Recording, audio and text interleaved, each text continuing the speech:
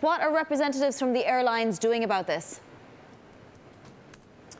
Well, they're quietly wringing their hands, I think, at the moment, because nobody's really entirely sure what happens next. We know there's a meeting in Washington today between airlines and the Trump administration.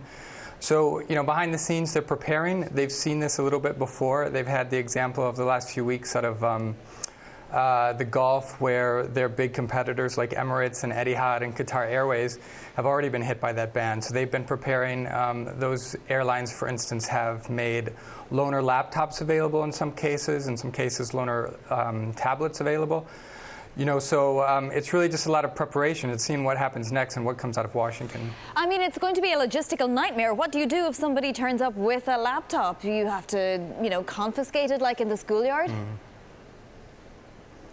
Yeah, pretty much. I mean, it's going to be a lot of communication on the part of the airlines, and let's face it, the airlines don't need any more complexity to their business. I mean, we've seen what's happened with the traveling public in the last few weeks.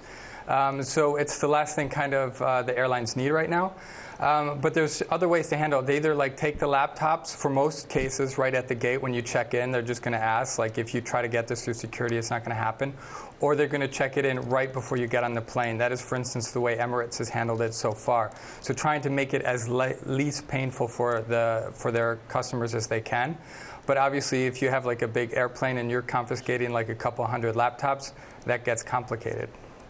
What can Europe do, Chris? What can the EC, the European Commission, do to sort of make this process smoother for its European airline industry?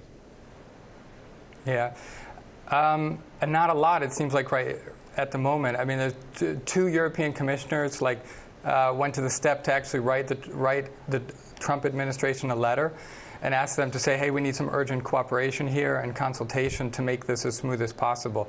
So hopefully, they're working hard on their end. They're not sure what's going to happen on the political side, but they're trying to work hard to make sure this is as least disruptive as possible.